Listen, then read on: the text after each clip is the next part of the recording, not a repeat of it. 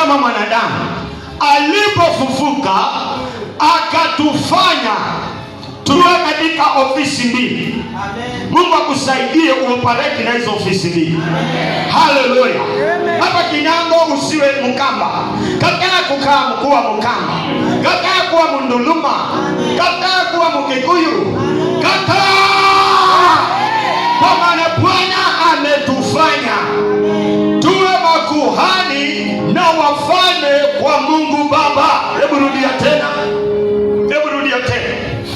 Na kutufanya kuwa ufalme na makuhani ya Mungu kwa Mungu, naye ni Baba yake. Utukufu na ukuu una yeye hata milele na milele. Ametufanya kuwa ufalme, ule ufalme ambao Yesu aliwaambia, mkiomba ombeni ufalme wa Bwana uje, mapenzi yake yatendeke. Alikuwa amelenga baada ya Kalvari, baada ya kuzikwa, akifufuka, wale watakaomwamini Yesu wanafanywa kuwa ufalme wa Mungu. Sema mimi ni ufalme wa Mungu. Sema mimi ni mfalme. Sema mimi ni kuhani. Ongea na kelele, sema mimi ni mfalme.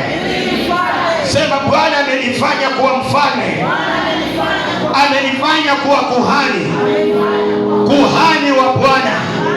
Mpatie Bwana Yesu makofi mazuri. Kuhani, ufalme. Na ndio maana anamalizia na kusema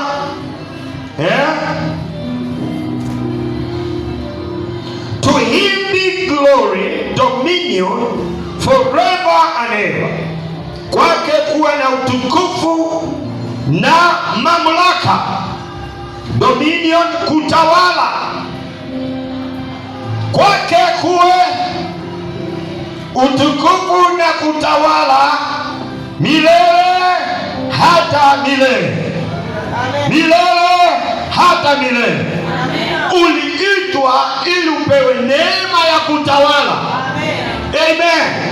Bwana kusaidie kuanzia leo utoke kama mtawala, kama mfalme. Usiende kama raia. Nasema usiende kama raia. Kuanzia leo ujue ufalme ulipewa nani. Waliimba watu wa zamani wakasema, watu wa Mungu wamepata ufalme wao watamiliki.